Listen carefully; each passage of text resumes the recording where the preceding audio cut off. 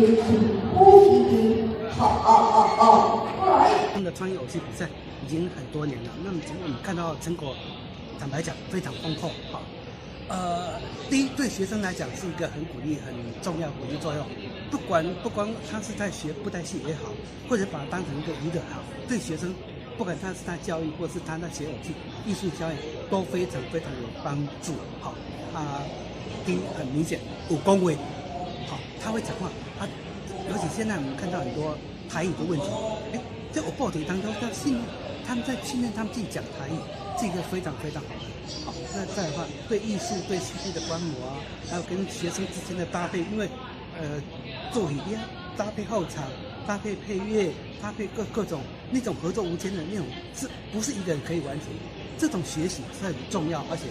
对学生来讲是一个非常大的帮助。很感谢县政府到我们学校来办理这个108学年度云林县的学生创意戏剧比赛。那在本校已经办了连续大概6年，那很荣幸本校能够办理这个活动。那这个创意戏剧比赛，我们总共有3大类，包括传统的偶戏类，还有现代偶戏类，还有一个就是舞台剧类。我们学校的布袋戏是属于现代偶戏类，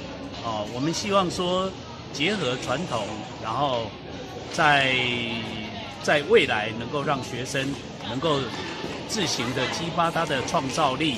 道具全部都是我们自己做出来的，我们利用纸箱，还有一些安全帽，跟一些布料自己去做出来的。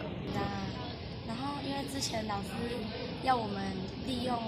纸箱啊，跟一些娃娃做道具啊，然后我们就做出了这一支叫大甲星，可以学习别人的优点，然后缺点我们就是不要再犯。我们自己的表演，我是觉得有信心，我们是可以在全国下拿下我们特优。然后我也觉得别人的表演，像是传统的，他们的那些音乐都用得很好。